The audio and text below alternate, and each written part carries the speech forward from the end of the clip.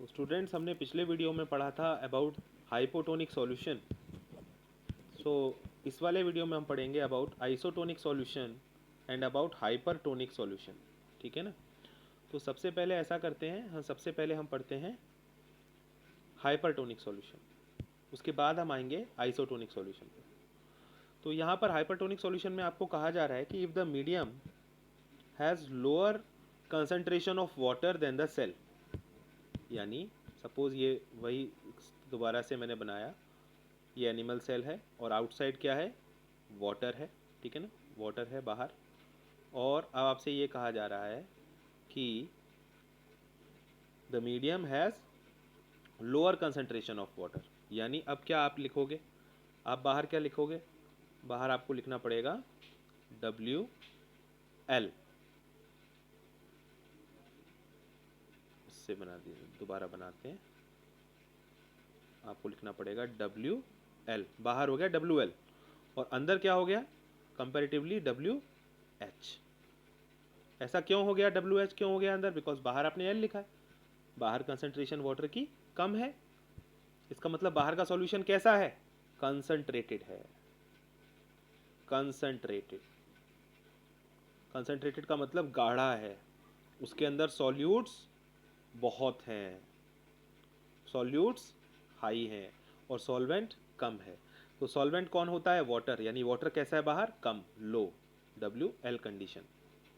अगर बाहर WL है तो अंदर WH हो गया, सेल के साइटोप्लाज्म में WH हो गया as compare to outside, because comparison होगा।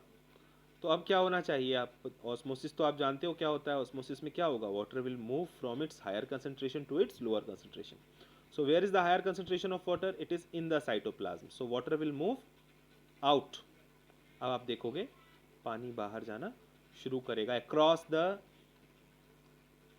Plasma membrane. ओके, तो ये क्या है, ऑस्मोसिस है। ठीक है ना। और ये जो सॉल्यूशन था जिसका आपने देखा, जो सॉल्यूशन बाहर था, मीडियम था हमारा, ये बाहर वाला सॉल्यूशन कैसा है, कंसंट्रेटेड है ना।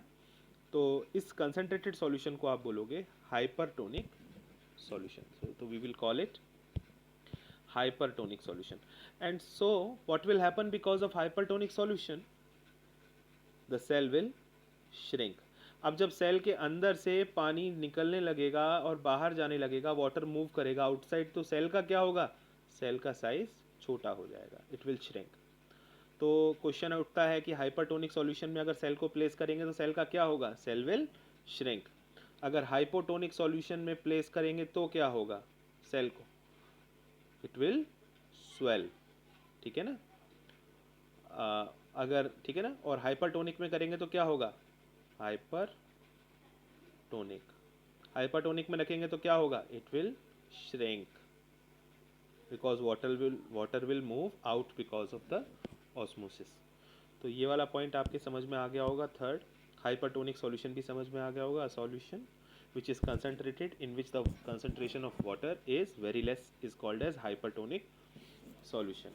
And hypotonic solution क्या है, a solution which is dilute, in which the concentration of water is very much as compared to the cytoplasm of the cell. So that solution is called as hypotonic solution. Now we will study about the isotonic solution. अब समझ में आ जाएगा आपके isotonic solution आसानी से। तो क्या लिखा है, if the medium has exactly the same water concentration as the cell. ठीक है ना। तो सेल के अंदर जो वाटर कंसंट्रेशन है वो बाहर के मीडियम में, यानी जो सेल के बाहर सॉल्यूशन प्रेजेंट है उसकी भी वही वाटर कंसंट्रेशन है, तब जो मूवमेंट होगा वो इक्वल होगा, यानी जितना पानी बाहर जाएगा उतना ही पानी अंदर आएगा। तो उसका मतलब जो नेट मूवमेंट है वाटर का वो सेम रहेगा, यानी आप ये कह सकते हैं नेट मूवमेंट ज़ीरो हो जाएगा। यानी आप ये कहोगे कि सेल ना तो स्वेल होगा ना ये सेल श्रिंक होगा। तो ऐसा मीडियम क्या कहलाएगा, आइसोटोनिक मीडियम।